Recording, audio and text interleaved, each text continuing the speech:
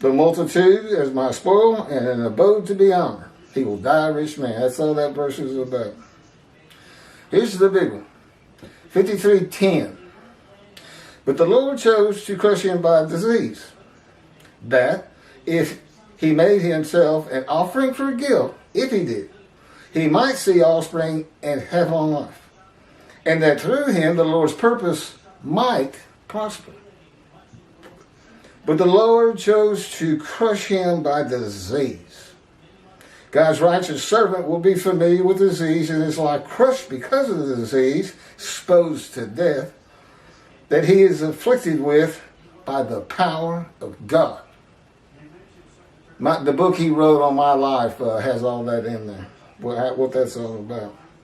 That if he made himself an offering for guilt, and that's what it says, doesn't have anything to do with guilt offering in Leviticus. Human beings being part of the animal sacrificial system, which Toby Singer teaches.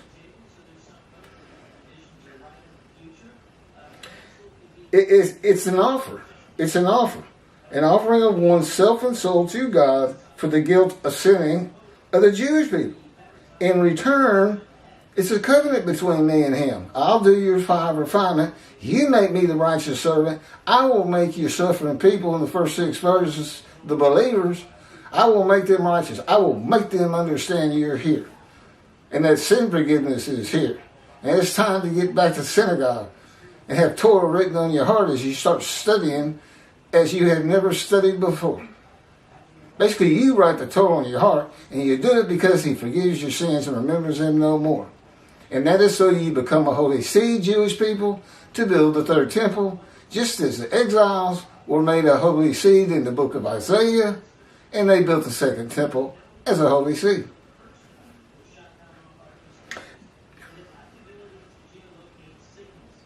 The offering is only a test of devotion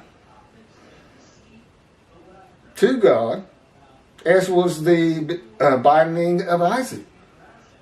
When the test of devotion, will he offer himself for guilt or go through God's fire of refinement or not?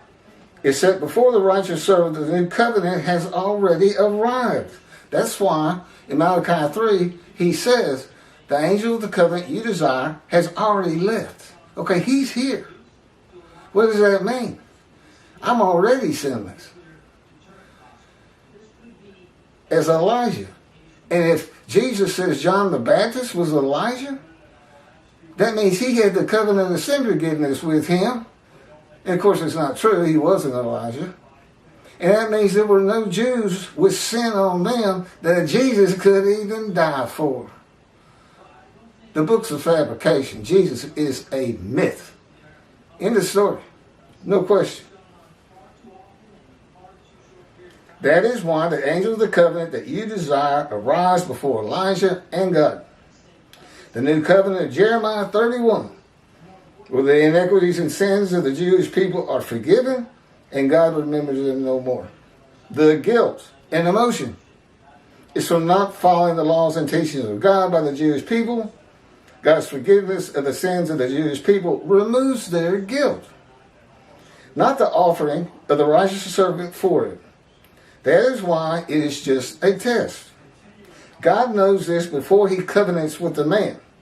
A covenant that he makes himself an offering for guilt. God might not let him die of the disease. A test of devotion.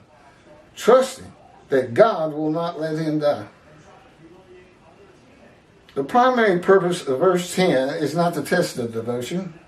It is to make certain that the animal sacrificial atonement and worship laws of the Torah cannot be used for the man described as the Christians do, anyway, with the human sacrifice of Jesus. It is the only reason God would crush a man with disease to make him be his servant. Apparently the Christians do not know how to read and comprehend the Jewish Bible that they took